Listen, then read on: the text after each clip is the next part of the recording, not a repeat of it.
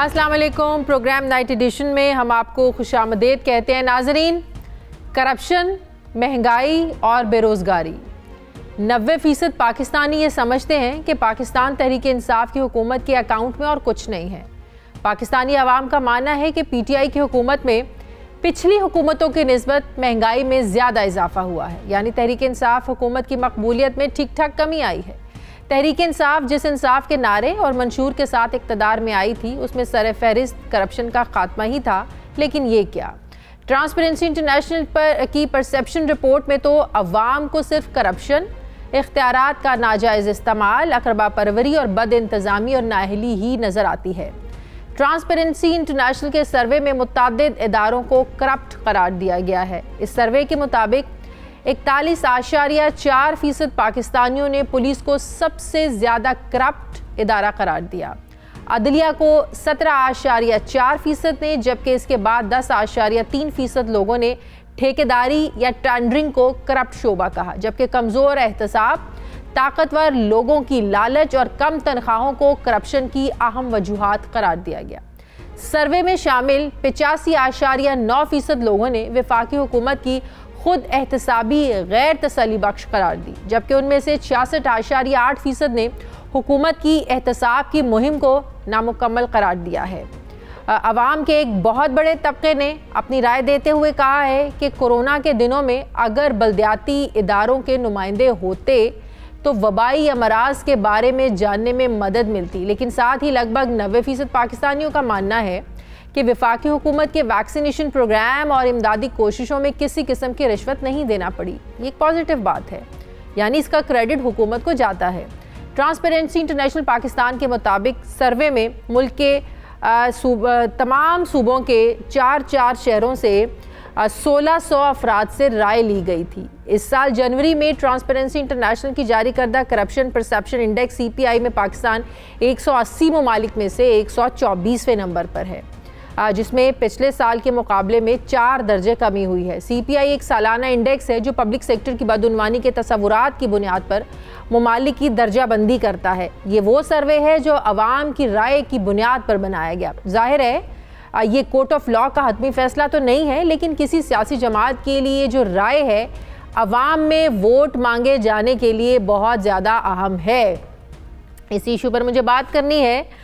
मुझे ज्वाइन कर रहे हैं वज़ीर आज़म के मुआविन खुसूसी बराए सियासी रवाबित डॉक्टर शहबाज गिल साहब। अस्सलाम वालेकुम, बहुत बहुत शुक्रिया डॉक्टर साहब आपका।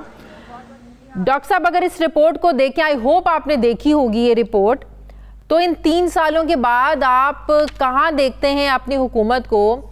ज़ाहिर है मुल्क के जितने भी इदारे हैं, अगर इनमें कोई मसला है, इस्लाहात लानी है, तो वो हुकूमत की ही जिम्मेदारी है।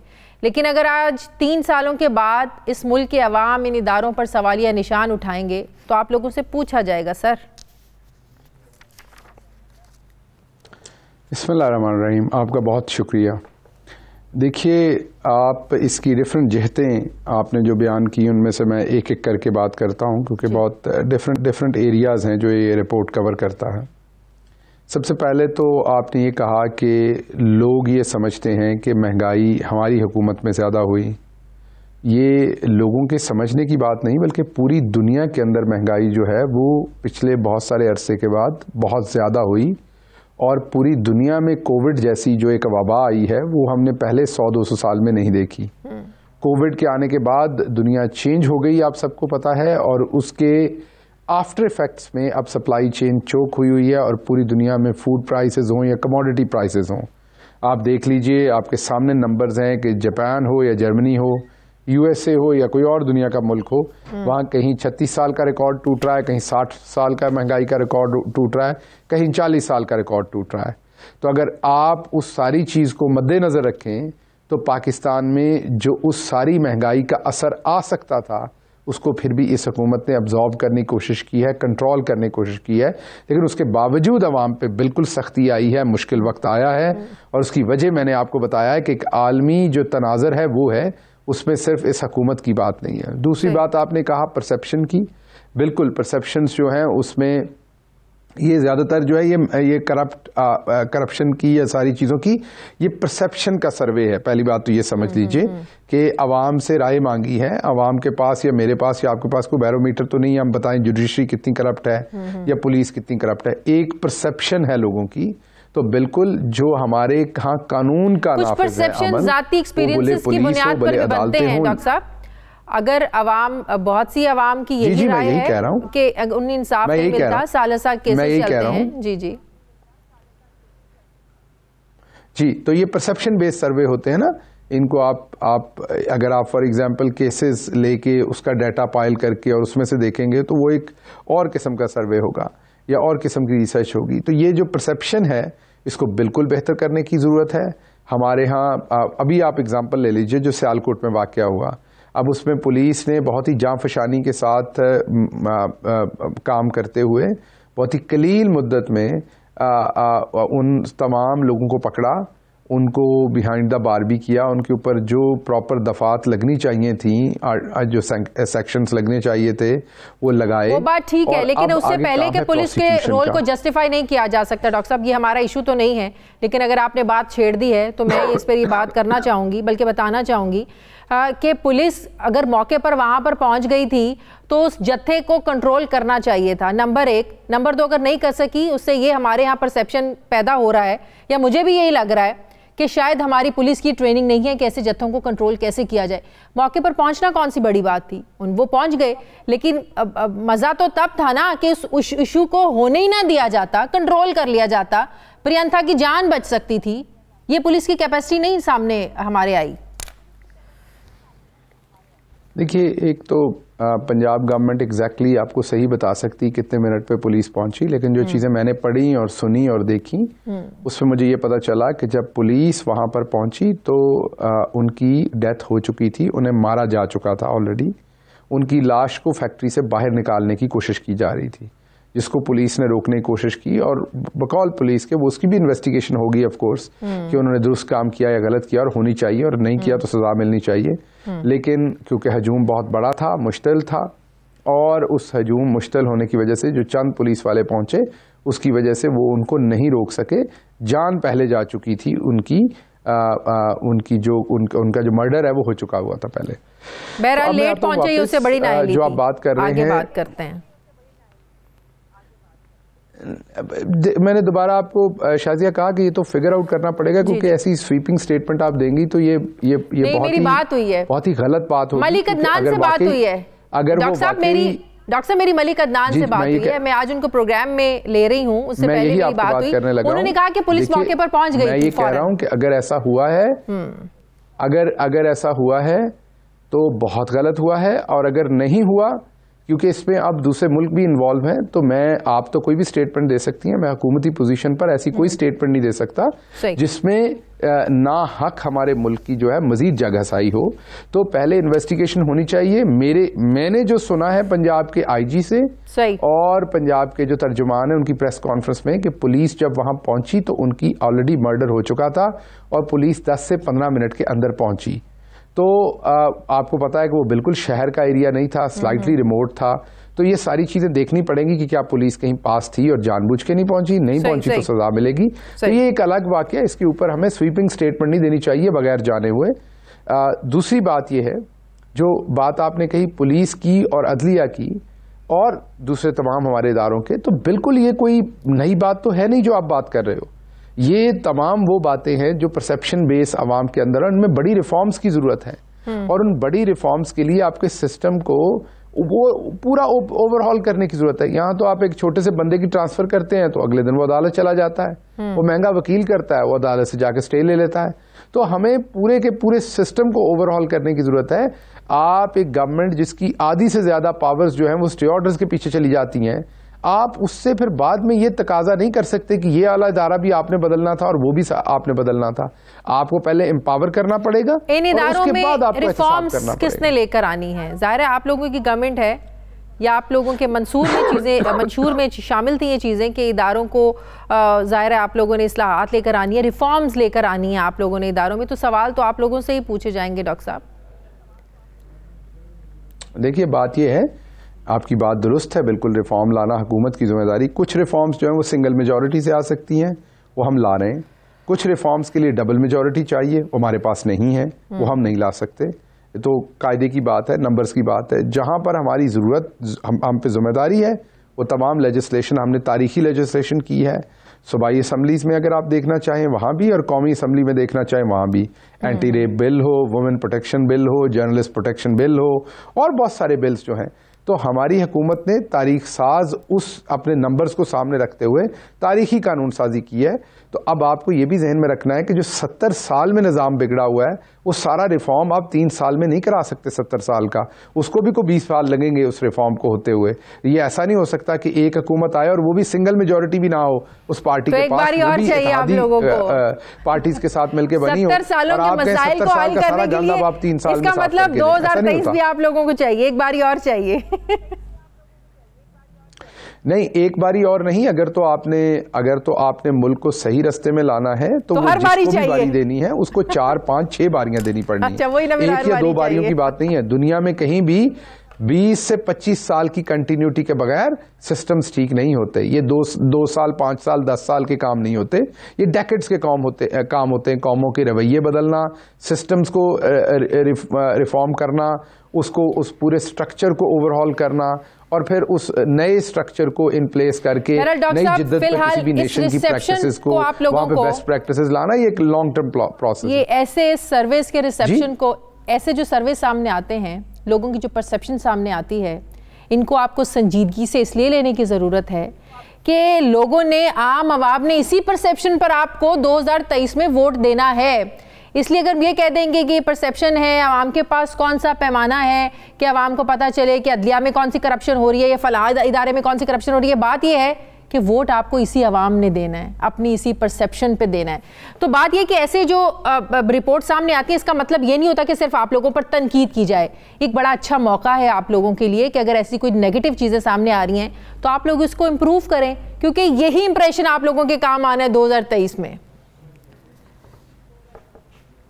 अच्छा, देखिए, एक बात तो ज़हन में रखिए कि किसी ने ये नहीं कहा कि कोई भी सर्वे जो है वो उसको फेंक देना चाहिए रद्दी की टोकरी में, या वो इम्पॉर्टेंट नहीं है।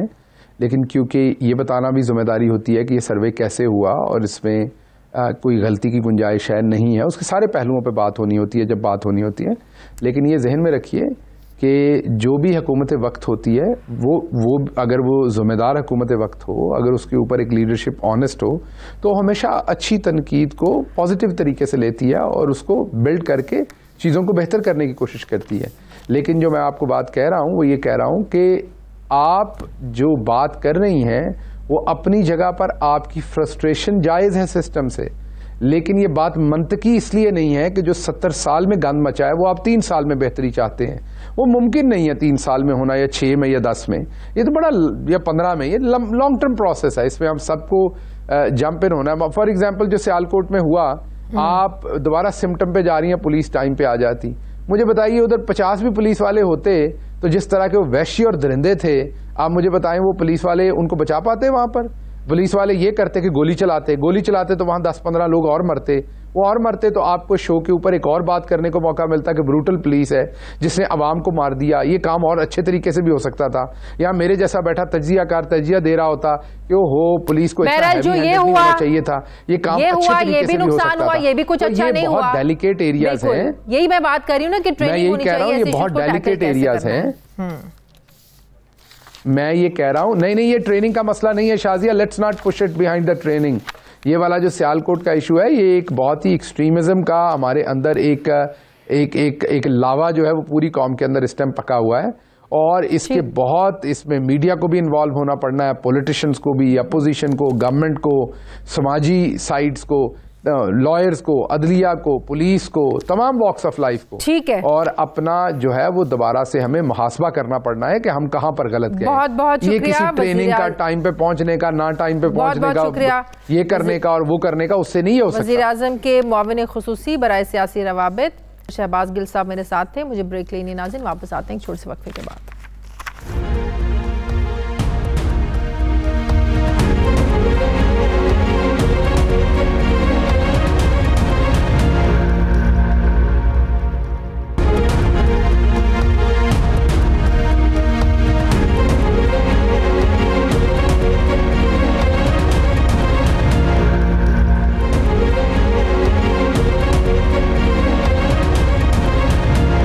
ब्रेक के बाद एक बार फिर से आपको खुशामदीद कहते हैं। अब मुझे ज्वाइन कर रही हैं vice chairman transparency International justice retired नासरा जावेद इकबाल साहिबा। अस्सलाम वालेकुम, बहुत बहुत शुक्रिया नासरा साहिबा आपका।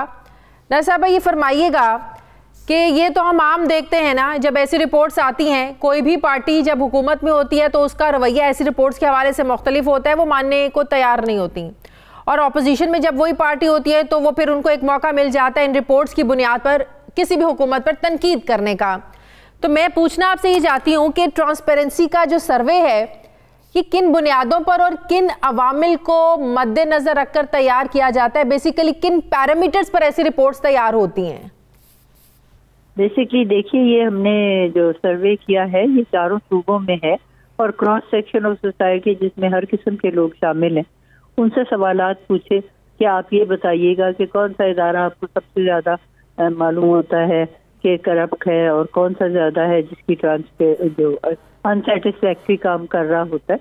और जो उनके जवाबात थे उनको आपने देखा कि फीसद डाले हुए कि इतनों ने ये जवाब दिया और जिसमें ये था कि सबसे जो है करप्ट वो है पुलिस, और उसके बाद उन्होंने कहा कि जुडिशरी है, और जुडिशरी के बाद है टेंडरिंग वाला जो शोबा है, उसके बाद हेल्थ डिपार्टमेंट है। तो इस तरह उन्होंने उसको ग्रेडिंग की हुई। कितने % लोगों की रेशो को देखा जाता है और फिर रिपोर्ट तैयार की जाती है? वो जिस अंदाज में वो अपने धारे ख्याल करते हैं उसी तरह रेशियो में डाल देते हैं ना कि 49% ने ये कहा, 15% ने ये कहा, 2% ने ये कहा, और उसी अंदाज में उसको उसकी तरतीब दे देते हैं रिपोर्ट की। तो किस हद तक हम ये कह सकते हैं कि काबिल एतमाद होती हैं रिपोर्ट्स? जब हुकूमत से बात करें ऐसी रिपोर्ट्स के हवाले से तो वो ज़्यादा इसको वो इम्पोर्टेंस नहीं देते हैं, अहमियत नहीं देते हैं, वो कुछ और बताते हैं, कहते हैं ग्राउंड रियलिटीज़ पर कुछ और चल रहा है, तो पता नहीं है किन बुनियादों पर रिपोर्ट तैयार कर दी जाती है। तो किस हद तक हम कह सकते हैं कि काबिल एतमाद होती हैं ऐसी रिपोर्ट्स? असल में अपना तो यही तरीका है ना कि हम कोशिश करें कि काबिल एतमाद हो, और जो भी इदारा है ना वो उसको अपने जाविये से देखता है। फवाद चौधरी साहब ने कहा कि जी जुडिशरी के ऊपर उन्होंने सबसे ज्यादा तनकीद की है और जुडिशरी को अपना संभाला करने की जरूरत है। हालांकि एडमिनिस्ट्रेटिव के ऊपर बात हुई है कि जी सेल्फ अकाउंटेबिलिटी नहीं करते, लोकल गवर्नमेंट को ये प्रमोट नहीं करते, और इस तरह की बातें उनके बारे में हुई है। तो अपने गरीबान में नहीं झांकना, लेकिन दूसरों के ऊपर जरूर बात कर देनी है। तो उन्होंने ये नहीं, फवाद चौधरी ने कहा कि रिपोर्ट गलत है, उन्होंने कहा जी जो उन्होंने रिपोर्ट भेजी उसमें हमें तो उन्होंने कुछ नहीं कहा।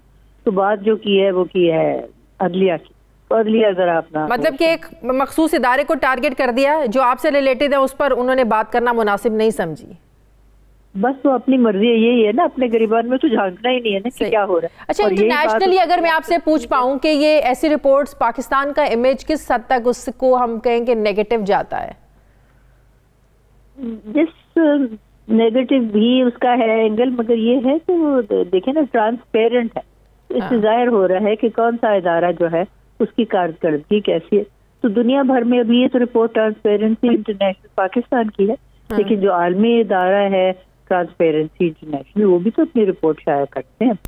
लेकिन हम इसको इस तनाजुर में देखते हैं, अगर मैं अपनी बात करूं कि अवामी राय से इस लिहाज से इम्पॉर्टेंट है, इस लिहाज से अहमियत है कि इन्हीं लोगों ने वोट देना है दोबारा इन पार्टीज को अपनी राय की बुनियाद पर। स्पेशली जो पिछले 3 साल हैं उनका डाटा अगर निकाल कर देखें तो काफ़ी अलार्मिंग है नासरा साहिबा ये रिपोर्ट।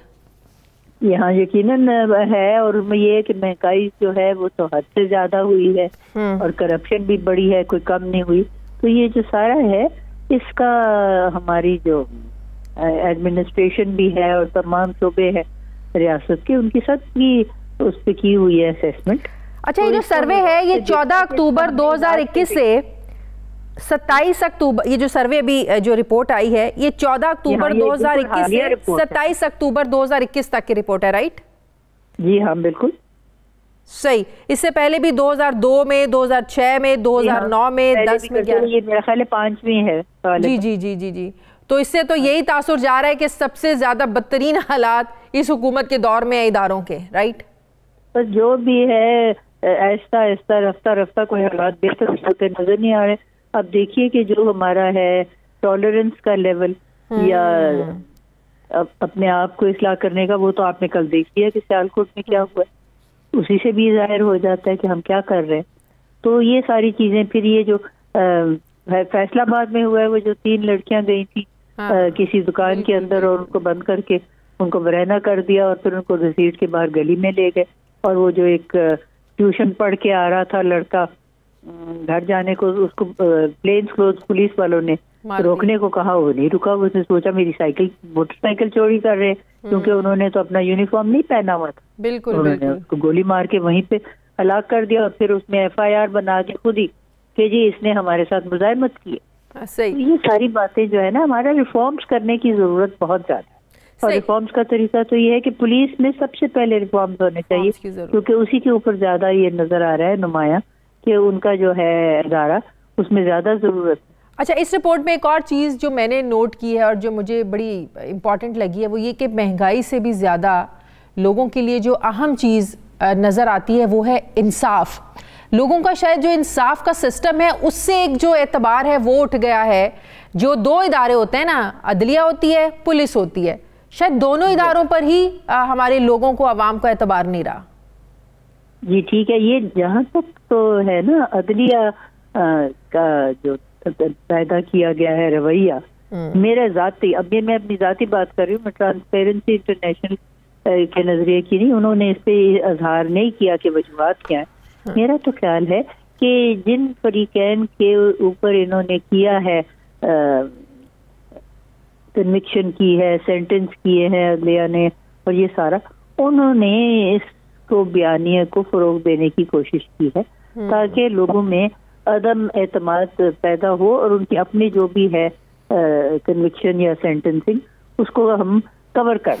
मसलन अभी ये आज ही बात हो रही थी कि वो कह रही थी कि जी मेरे घर में देखें शादी ब्याह का अगर समा है और मैं वहाँ पे जाऊँ या मैं जो मर्जी करूँ तो मेरा राइट टू प्राइवेसी भी है। हाँ, ये बात आज हो रही थी। अब राइट टू प्राइवेसी किसी ने जवाब दिया, मैंने ट्विटर पे देखा है जी, राइट टू मैंने भी पढ़ी है अभी उनकी ट्वीट, ये लिमिटेड है, लेकिन ये बताइए जब हमारे पैसे खर्च हो रहे हैं तो हमें राइट टू इंक्वायरी नहीं है या इंफॉर्मेशन नहीं है, हमारा राइट टू इंफॉर्मेशन है, ये पैसे कहाँ से आ रहे हैं? ये तो फवाद चौधरी वाली बात कर दी ना आपने कि आप इंजॉय जरूर करें लेकिन अवाम के पैसों से नहीं। हाँ जी, तो ये इसी तरह की बातें जो है ना सारी, इनको हमें सामने रखना चाहिए और उसके साथ हमें इस्लाह की जरूरत है। देखिए जो भी ट्रांसपेरेंसी इंटरनेशनल की रिपोर्ट है, इसका मकसद ये है कि हम इसको सामने रखें और अपनी इस्लाह करें। पुलिस में रिफॉर्म्स होने चाहिए। जो है रियासत के जो इस वक्त हैं हमारे हुक्मरान, उनको चाहिए कि सेल्फ अकाउंटेबिलिटी करें। इसको बतौर ये नहीं लेना चाहिए कि शायद ये तनकीद करने के लिए निकाली गई है, इंटेलिजेंस कराएं। ये बराए तनकीद नहीं होती, ये तो एक मालूमाती सफर है ना, और उस मालूमाती सफर का जो नतीजा है उससे हम फायदा उठाएं। बल्कि एक मौका है नासिर साहब, अगर इसको पॉजिटिवली देखा जाए तो एक मौका है कि आपकी जो गलतियां हैं या कोताहियां हैं या कुछ चीजें मिस हैं उसको बेहतरीन करने का या उसको म्यार पे लाने का आपको मौका दिया जा रहा है कि ये लोगों की राय है तो अगले इलेक्शन से पहले आपके पास बड़ा अच्छा मौका है, इन इदारों को ठीक कर लीजिए। अगर पॉजिटिवली इसको देखा जाए, बिल्कुल इसी अंदाज में इसको देखना चाहिए। भी मुस्बत रवैया तो है ही ये। सही, बहुत बहुत शुक्रिया vice chairman chairperson Transparency International justice right Nasir Javed Iqbal साहिबा मेरे साथ ही, बहुत शुक्रिया आपका। मुझे नाज़रीन वापस आते हैं छोटे से वक्फे के बाद।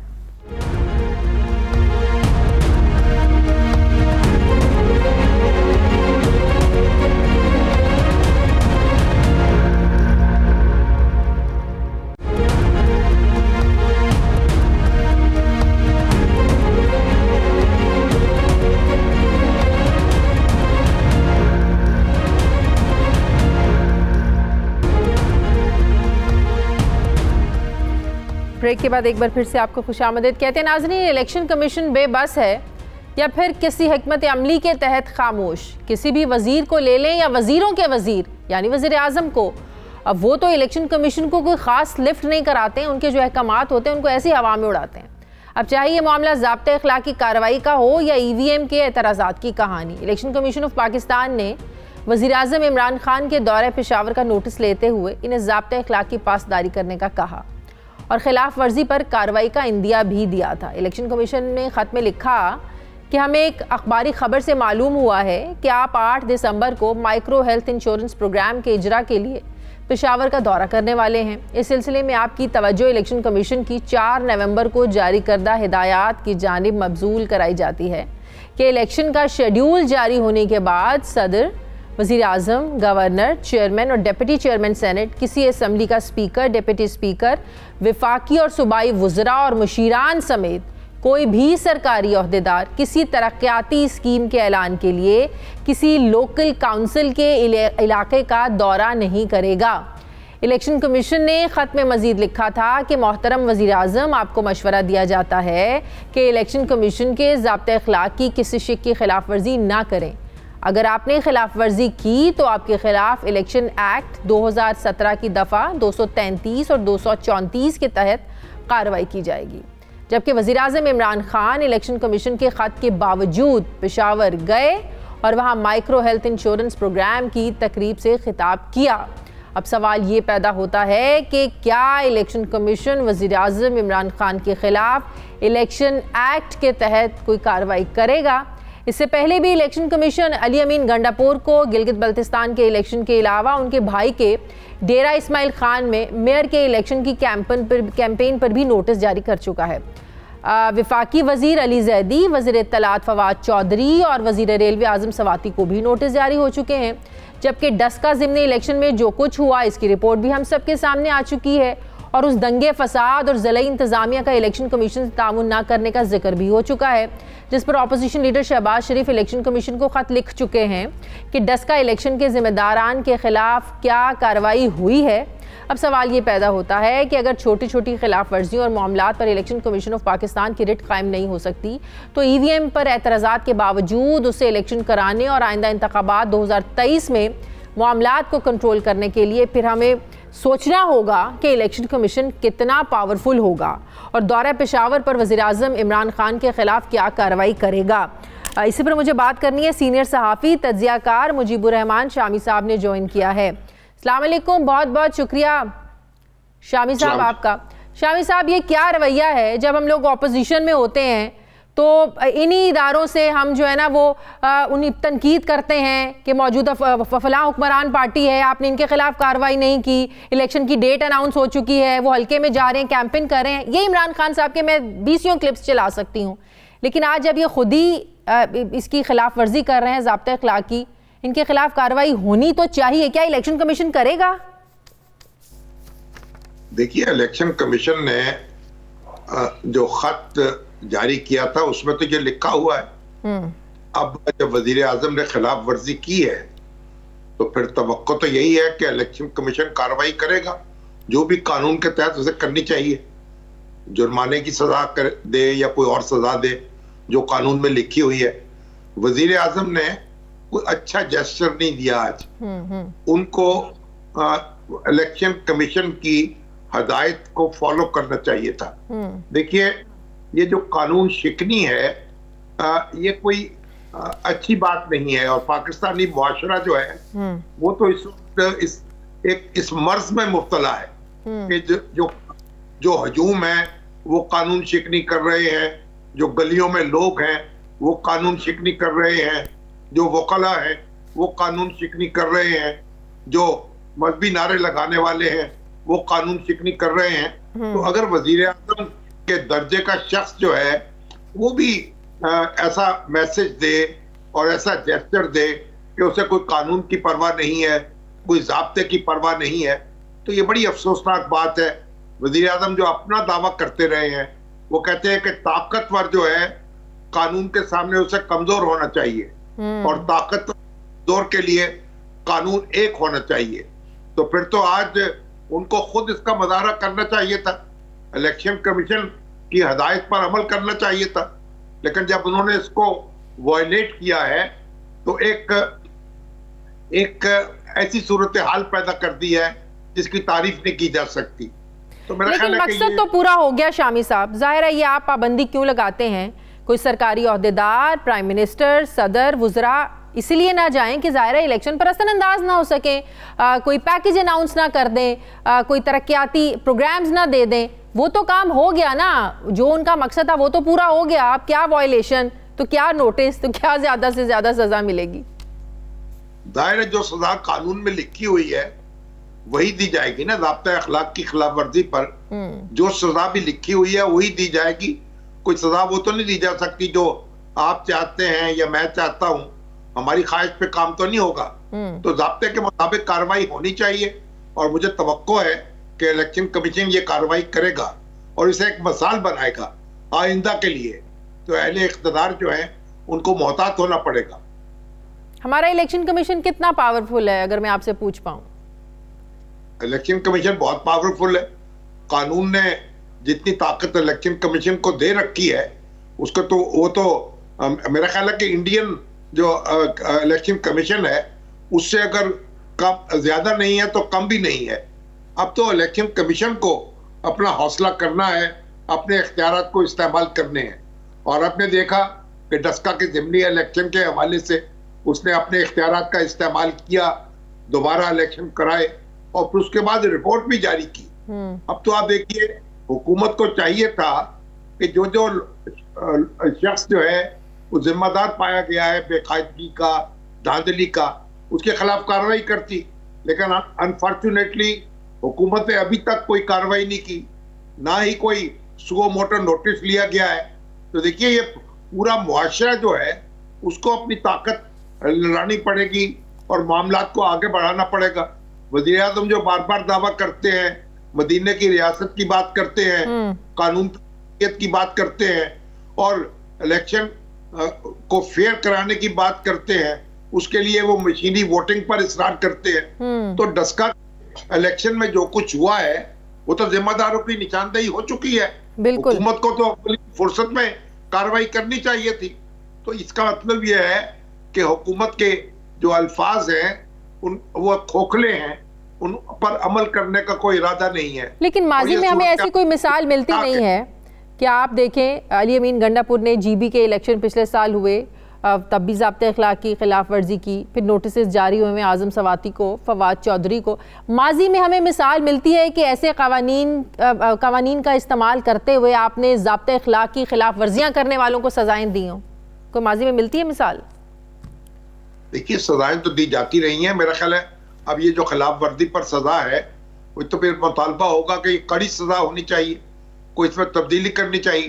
ये तो आप तवक्को नहीं रखते बड़े लोगों से, वजीर आजम से, वज़रा से, अरकान असम्बली से आप ये तवक्को नहीं रखते कि आप ज़ाब्ता अखलाक की खिलाफ वर्जी करें या इलेक्शन कमीशन की हदायत की खिलाफ वर्जी करें। ये तो आप देखिए कि जो इलेक्शन कमीशन का ज़ाब्ता अखलाक है वो एक बड़ी बरसों की मेहनत के बाद ये तश्कील पाया है और इलेक्शन कमीशन जो है उसको एम्पावर किया गया है 2017 के एक्ट में। बिल्कुल। तो ये अब तो एक हमने बड़ी जिद्दोजहद के बाद ये मंजिल हासिल की है और यहाँ तक पहुंचे हैं।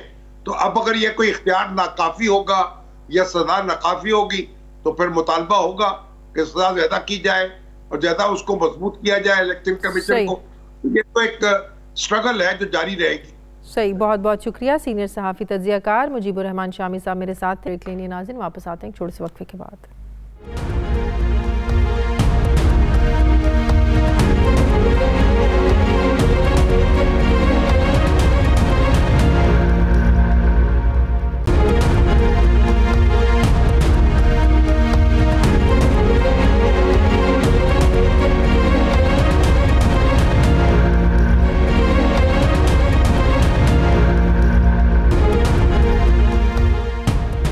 ब्रेक के बाद एक बार फिर से आपको खुशामदीद कहते हैं। वो जंगल था और जंगल के कानून में कहीं कोई सफाई ना पेश की जाती है और ना ली जाती है।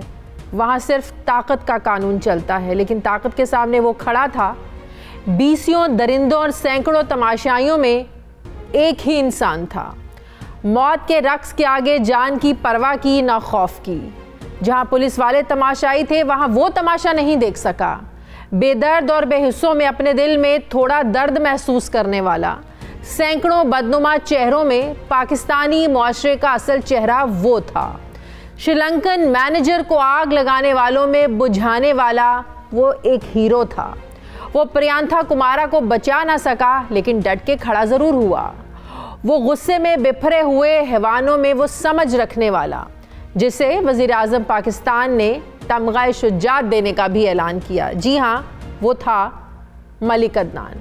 आज हमारे साथ मलिक अदनान ही मौजूद हैं, जो न सिर्फ ऐनी शाहिद हैं बल्कि श्रीलंकन मैनेजर को बचाने की कोशिश करने वाले मलिक अदनान मौजूद हैं। उन्हीं से हम पूछते हैं कि प्रियंका कुमारा कैसे इंसान थे, उस दिन हुआ क्या था, इन्होंने किस तरह कोशिश की और क्यों नहीं बचा सके, मैं बात करूंगी।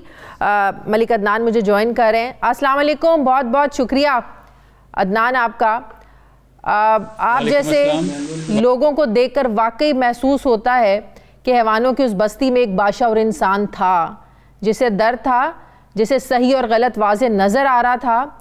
अगर मैं आपसे ये पूछ पाऊँ अदनान के उस वक्त वहाँ पर एकदम हुआ क्या, फिर हमारे सामने ये भी बातें सामने आई कि प्रियंका को ऊपर लेकर जाया गया, छत पर लेकर जाया गया, उनको बचाने की कोशिश की गई। आप थ्रू आउट उनके साथ रहे उनको बचाने के लिए?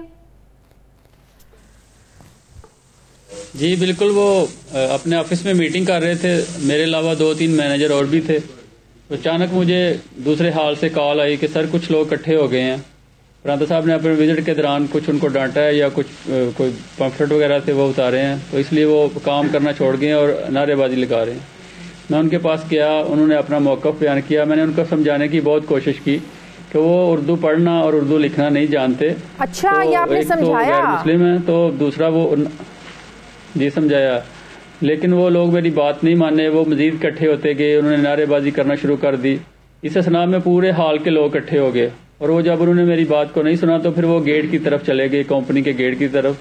गेट पर जब वो पहुंचे तो कुछ वो दूसरे बाहर के लोग भी शामिल उनमें हो गए, फिर काफ़ी सारे लोग उधर जमा हो गए। फिर गेट पे भी हम सब ने मिलकर, हमारे डायरेक्टर साहब ने मिलकर उनको समझाने की कोशिश की, उनकी मिन्नत समाजत की। मैंने खुद उनका तरला किया, उनकी मिन्नत समाजत की कि अगर कोई उन्होंने गलती की है तो वो कानून के मुताबिक सजा देंगे उनको। पाकिस्तान का कानून मौजूद है, हमें किसी किस्म का कानून अपने हाथ में नहीं लेना चाहिए, लेकिन वो लोग नहीं माने। और फिर वो जब वो मेरी बात नहीं माने तो मैं उनको छोड़कर उनके ऑफिस में चला गया, प्रियंका साहब के ऑफिस में। तो मैंने उनको कहा कि सर अब आपको कोई एग्जिट लेना चाहिए, मतलब वो लोग बात को समझ नहीं रहे। लेकिन इस इस्ना में 2 से 3 मिनट हुए तो वो लोग भागते हुए ऑफिस की तरफ आ गए। अच्छा। हमने फिर 2-3 लोग थे, हमने उनको सीढ़ियों में रोकने की कोशिश की, लेकिन जब वो 25-30 थे तो हम रोकने में कामयाब थे, लेकिन वो ज्यादा हो गए तो हम रोकने में नाकाम हो गए। इस असना में प्रियंका साहब अपने ऑफिस से एग्जिट लेके छत के ऊपर की तरफ से दूसरी बिल्डिंग पे जा रहे थे, लेकिन उन्होंने छत पर पहुंच कर उनको मारना शुरू कर दिया। अभी 3, 4, 5 लोग पहुंचे थे उनको मारने के लिए, तो फिर मैं पहुंच गया, मैंने उनको बचाने की कोशिश की, लेकिन वो लोग काफी ज्यादा होते गए, हजूम बढ़ता गया। फिर वो मुझे भी मारते रहे, मैंने उनके ऊपर लेटने की भी कोशिश की, उनको हर तरह की बचाने की कोशिश की, लेकिन मैं बदकिस्मती। अच्छा, उस वक्त के दौरान कहीं ख्याल आया कि पुलिस को कॉल कर दी जाए, फौरन पुलिस मौके पर पहुंच जाए, फौरन पहुंच जाए ताकि सिचुएशन कुछ काबू में आ सके? पुलिस को कॉल की थी, पुलिस मौके पर भी पहुंची थी, लेकिन अगर पुलिस ने इन टाइम कार्रवाई की थी जिसकी वजह से बहुत बड़े नुकसान से कंपनी बच गई थी, लेकिन कॉल तो पुलिस को इन टाइम की थी। लेकिन पुलिस उस जत्थे को तो रोकने में कामयाब नहीं हुई ना? उस जत्थे को रोकने की कोशिश की पुलिस ने? जी, इसको रोकने की कोशिश की, लेकिन वो इतनी तादाद में लोग थे कि वो कंट्रोल से बाहर थे सारे। सही। अच्छा, प्रियंका इतने अरसे से उस फैक्ट्री में काम कर रहे थे, क्या उनके कहीं ग्रजेस थे? वो सख्त तबीयत के मालिक थे? वर्कर्स को उनसे क्या वाकई कोई शिकायत रहती थी? क्योंकि जाहिर है ऐसे वाकयात के बाद बड़ी कहानियां बाहर निकल कर आती हैं। तो अब आप तो वहाँ उनके साथ काम भी करते रहे, क्या वाकई वो सख्त तबीयत के मालिक थे? लोगों की नाराजगी रहती थी उनके साथ? काम को लेके वो थोड़ा सख्त मिजाज थे, मतलब मेरिट पे काम करते थे, ऑनेस्टी से काम करते थे, हार्ड वर्कर थे। इस लिहाज से वो मतलब इतना लेबर को फ्री हैंड नहीं थे देते, जिसकी वजह से मे भी उनके दिल में कोई ग्रजेस हों, लेकिन कभी उन्होंने उन ग्रजेस का इजहार दूसरे मैनेजर के सामने या मतलब किसी कंपनी ऑनर के सामने नहीं था किया। दिल में शायद उन्होंने कोई बात रखी हो लेबर ने। सही। अच्छा, जब ये जत्था इकट्ठा होना शुरू हुआ, ज़ाहिर है उनको प्रियंका को पता चल गया कि ये मुझे मारने आ रहे हैं या मुझे कोई जानी नुकसान पहुंचाने आ रहे हैं। आपसे उन्होंने कोई बात की उस वक्त में कि इनको रोको, मैंने तो ऐसा कुछ नहीं किया? वो मतलब कि कुछ समझाने की कोशिश कर रहे हो आपको कि मैंने तो ऐसा कुछ नहीं किया, ये क्यों मेरे पीछे पड़ गए हैं? नहीं, इस तरह की उन्होंने कोई बात नहीं की। अलबत्ता मैंने मीटिंग के दौरान पूछा कि सर आपने कुछ पम्फलेट वगैरह दीवारों पे लगे उतारे हैं? तो उन्होंने कहा उतारे हैं, लेकिन मुझे ये नहीं पता ऊपर क्या लिखा हुआ है। अगर कोई ऐसी मतलब बात लिखी है तो मैं माफी मांगने के लिए भी तैयार हूँ। अच्छा, ये कहा उन्होंने? उन्होंने और कुछ नहीं कहा। जी सही। तो फैक्ट्री का मालिक उस तक ये सारी इत्तला कब पहुंची? उन्होंने भी इंटरवीन नहीं किया मौके पर? फैक्ट्री के मालिक पे भी इतला मिल गई थी। उन्होंने बहुत कोशिश की, जब ये जत्था सारा इकट्ठा होकर कंपनी के गेट पे बैठ गया, दूसरे लोग, बाहर के लोग उसमें शामिल हो गए, उन्होंने बड़ा इनको समझाने की कोशिश की, बड़ी अच्छी तरह उनको टीच किया, लेकिन वो लोग नहीं माने, वो नारेबाजी करते रहे। उनमें मतलब इस तरह के लोग शामिल हो गए थे जो टेम्पटेशन दे रहे थे लोगों को, इसलिए फिर उन लोगों ने उनकी इसका बात मतलब नहीं ये मानी हुआ और फिर वो वहां से कि फैक्ट्री के लोगों ने ऐसी नारेबाजी करनी शुरू की कि फैक्ट्री के बाहर से भी आने जाने वाले जो लोग हैं वो भी उस जत्थे में शामिल होते गए, ऐसे ही है? जी, उन्होंने रोड ब्लॉक कर दिया था, जो मतलब रोड ब्लॉक करने की वजह से वो कुछ लोग स्कूल के, कॉलेजेस के, दूसरी फैक्ट्रीज के सामने एक गांव है उसके लोग शामिल हो गए। अच्छा, किसी ने जानने की कोशिश नहीं की कि हुआ क्या? बस जो भी शामिल होता गया और उन बेचारे को मारता गया, किसी ने पूछने की, जानने की कोशिश नहीं की? हाँ जी, नहीं, किसी ने एक्चुअली रियलिटी समझने की कोशिश नहीं की। वो बात को मतलब डी जैसे डी कोड होती है, बात एक ने दूसरे को सुनाई, दूसरे ने तीसरे को सुनाई, इस तरह वो बात आगे चलती गई। मतलब वो रियलिटी तक कोई बंदा नहीं पहुंचा, कोई जो सोचता समझता कि असल में बात हुई क्या है, क्या वाकया हुआ है, उसको समझ के कोई अंडरस्टैंड करके लेके चलता। तो अब प्रियंथा मुझे बताएं कि उर्दू में बात करते थे, अंग्रेजी में बात करते थे, उनका कम्युनिकेशन स्किल्स में क्या था? मोस्टली जो अपनी लेबर के साथ वो जो मीडियम यूज करते थे वो उर्दू और पंजाबी था। तो अगर कोई फॉरेनर वगैरह आते थे या कोई कस्टमर वगैरह आते थे तो उनसे वो इंग्लिश में बात करते थे, जो फॉरेनर कस्टमर वगैरह आते। सही। अच्छा, ये पूरी जो एपिसोड हुई, जो वाकया हुआ, 2-3 घंटे तो इसमें लगे होंगे? तकरीबन 1 से 1.5 घंटा लगा था काम, मतलब शुरू हुआ, फिर 2 घंटे लग गए थे काम, मतलब जब तक उसको खत्म करके उसकी डेड बॉडी को जलाया गया, ये तकरीबन 2 घंटे लग गए। तो पुलिस तो आप बता रहे हैं कि मौके पर पुलिस पहुंच गई, लेकिन उस जत्थे को रोकने में नाकाम हुई। अच्छा, इतना मारने के बाद आग लगाने की जब किसी ने प्लान किया, पेट्रोल कहाँ से आया, फौरन पेट्रोल कहाँ से लेकर आए, इसके बारे में थोड़ा सा बताएं। उस वक्त भी पुलिस ने इंटरवीन नहीं किया कि मारने वाले को और क्या मारोगे तुम लोग? पुलिस थी उतर, लेकिन वो पुलिस तो थी, लेकिन लोग इतनी तादाद में थे कि फिर वो कंट्रोल से बाहर थे। पेट्रोल लेने की कोई खास मतलब जगह नहीं है। वो मोस्टली वर्कर्स जो ना वो बाइक पे आते हैं, तो उन्होंने अपनी अपनी बाइक से वो पेट्रोल निकाल लिया था। वो अच्छा, उस पर भी यकीनन आपने रोकने की कोशिश की होगी जब जलाने का वो प्लान कर रहे थे सारा? नहीं, उस वक्त नहीं मैंने कोशिश की, क्योंकि वो मतलब लोग मुझे भी, मेरी तरफ भी आ रहे थे, तो मैं बाहर गया, उनको समझाने की कोशिश किया, लेकिन वो लोग जब मान नहीं रहे थे, जब उनको जलाने लगे, तो फिर मैं मतलब वो फैक्ट्री के अंदर आ गया।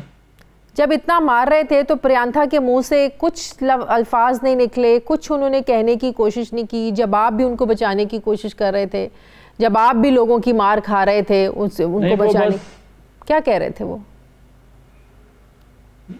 नहीं, वो बिल्कुल खामोशी से लोग मार रहे थे उनको, और वो उन्होंने कोई बात नहीं की। वो बिल्कुल खामोशी से लोग मार रहे थे उनको, और वो खामोशी से वो मतलब बैठे थे, मार खा रहे थे। मुझे क्या ये बात दुरुस्त है कि जलाने से पहले प्रियंथा की डेथ हो चुकी थी? जी, डेथ हो चुकी थी। सही। अब जाहिर है जिन्होंने जलाया, जो फैक्ट्री के लोग थे, कितने लोग फैक्ट्री के थे जो इस वक्त गिरफ्तार हैं, और जो बाकी लोग हैं फैक्ट्री के, सुना है वो भागे हुए हैं? क्या ये बात दुरुस्त है? नहीं, पुलिस ने मतलब राइट डायरेक्शन में वो इन्वेस्टिगेट कर रही है, और काफी सारे लोग कंपनी के आउटसाइडर से काफी सारे लोग उन्होंने गिरफ्तार किए हुए। फैक्ट्री अभी मुकम्मल तौर पर बंद है, राइट? नहीं, फैक्ट्री मंडे से चल रही है अभी, तो मतलब आज 3रा दिन था फैक्ट्री चल रही थी, ऑन हो रही है, मतलब बेहतर तरीके से अब काम हो रहा है। सही, बहुत शुक्रिया। मलिक अदनान मेरे साथ है। नाज़रीन, हमारे प्रोग्राम का वक्त खत्म हो गया है। फीडबैक ज़रूर दीजिएगा, अपना ख्याल रखिएगा। मुझे इजाज़त दीजिए, अल्लाह हाफिज़।